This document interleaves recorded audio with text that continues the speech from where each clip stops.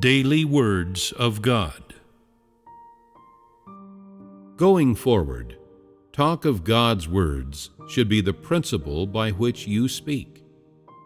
Ordinarily, when you come together, you should engage in fellowship about the words of God, taking God's words as the content of your interactions, talking about what you know of these words, how you put them into practice, and how the Holy Spirit works.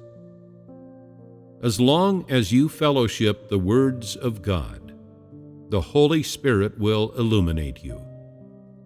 Achieving the world of God's words requires the cooperation of man. If you do not enter into this, God will have no way of working.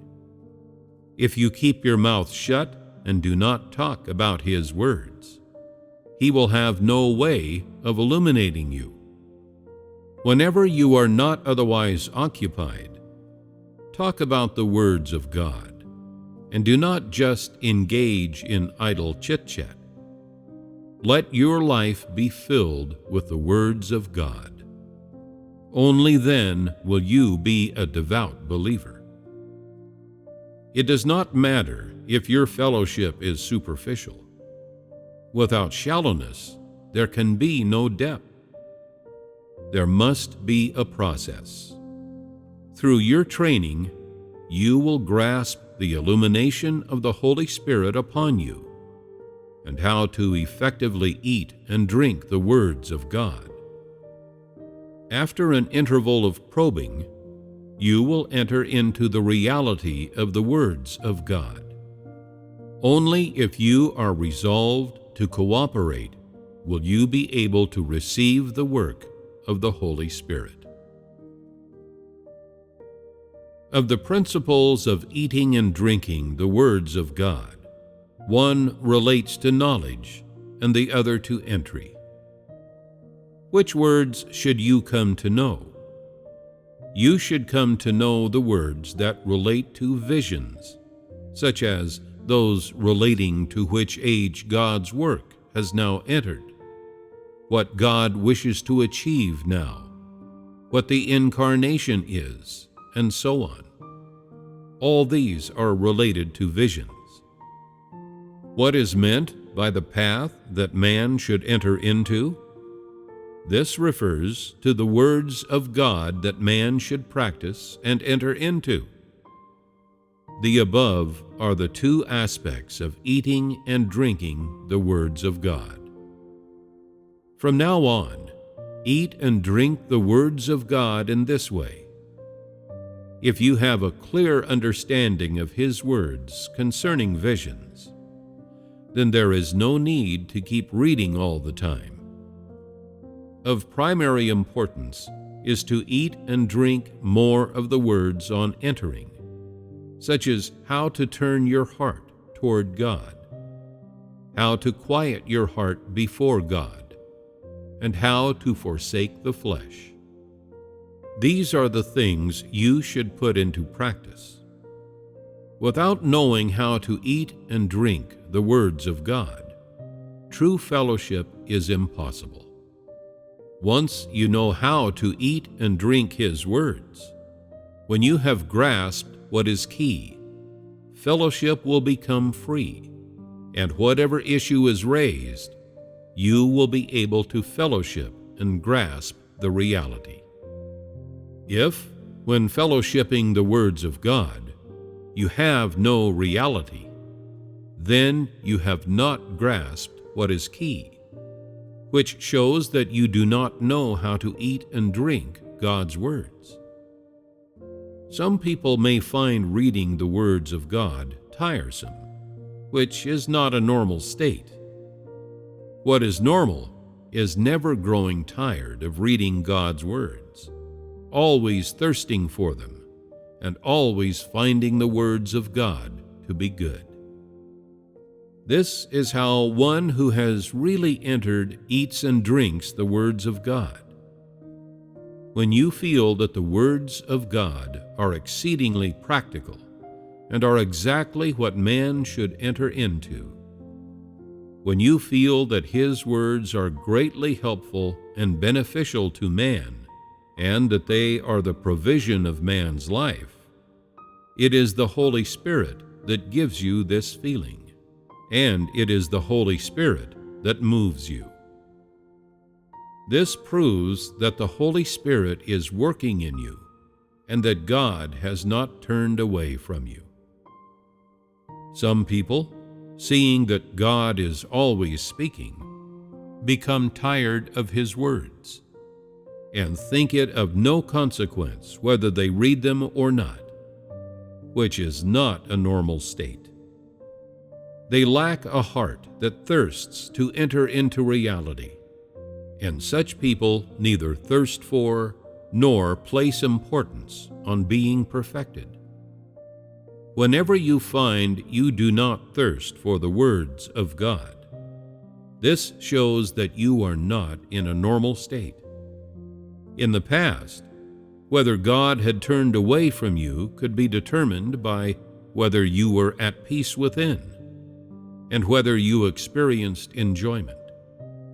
Now the key is whether you thirst for the words of God, whether His words are your reality, whether you are faithful, and whether you are able to do all that you can for God. In other words, man is judged by the reality of the words of God. God directs His words to all of humanity. If you are willing to read them, He will enlighten you. But if you are not, He will not. God enlightens those who hunger and thirst for righteousness, and He enlightens those who seek Him. Some say that God did not enlighten them even after they read His words. But in what way did you read these words? If you read His words in the way a man on horseback looks at flowers, and placed no importance on reality, how could God enlighten you?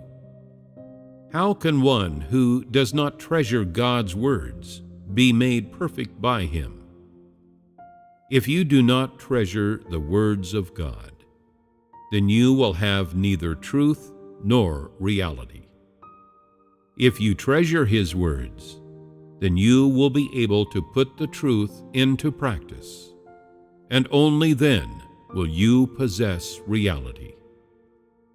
This is why you must eat and drink the words of God at all times, whether you are busy or not, whether the circumstances are adverse or not, and whether you are being tried or not.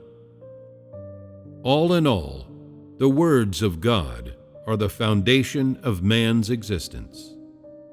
No one can turn away from His words, but must eat His words as they do the 3 meals of the day.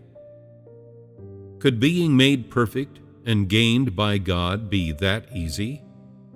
Whether or not you understand at present, and whether or not you have insight into the work of God, you must eat and drink the words of God as much as possible.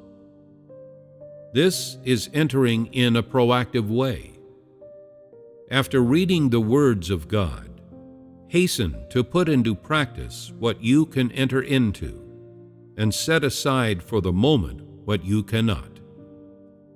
There may be many of the words of God that you cannot understand in the beginning, but after 2 or 3 months, perhaps even a year, you will. How can this be? It is because God cannot make people perfect in a day or 2.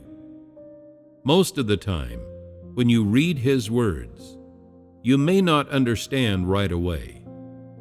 At that time, they may seem like nothing more than mere text. You must experience them for a time before you can understand them. God having spoken so much, you should do your utmost to eat and drink His words, and then, without you realizing it, you will come to understand. And without you realizing it, the Holy Spirit will enlighten you. When the Holy Spirit enlightens man, it is often without man's awareness. He enlightens and guides you when you thirst and seek. The principle by which the Holy Spirit works is centered around the words of God that you eat and drink. All those who place no importance on the words of God and are always of a different attitude toward His words, believing in their befuddled thinking it a matter of indifference whether they read His words or not, are those who do not possess reality. Neither the Holy Spirit's work nor His enlightenment can be seen in such a person. People like this are merely coasting along, pretenders without true qualifications, like Mr. Nangoa of the parable.